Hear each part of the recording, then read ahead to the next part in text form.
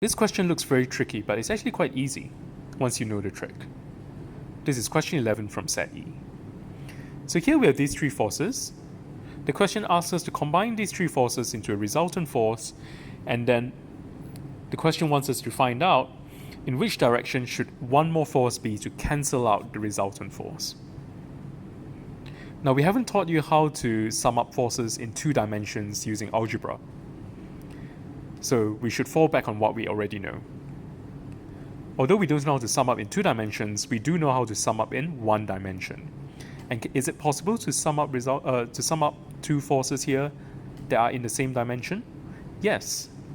You have one here and you have one here. They're all horizontal. They're both horizontal, lying on the east-west line.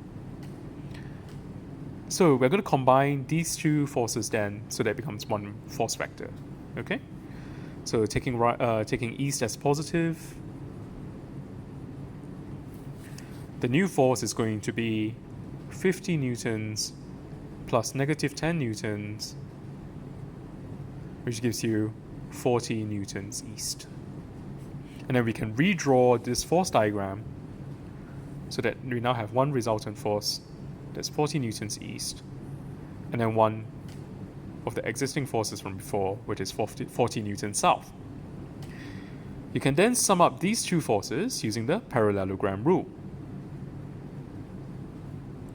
In this case, the parallelogram is actually a square, right? The sides are the same. So then the resultant force lies along the diagonal, and this is the F resultant.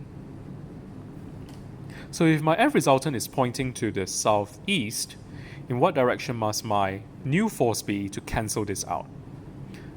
Of course, it will have to be in the northwest direction. Let's call this F cancel. Which of the 4 options gives us a northwest bearing? Remember, this is 0, this is 90, this is 180, and this is 270. So the only answer that's above 270, meaning that's in the northwest direction, is D. And therefore the answer is D.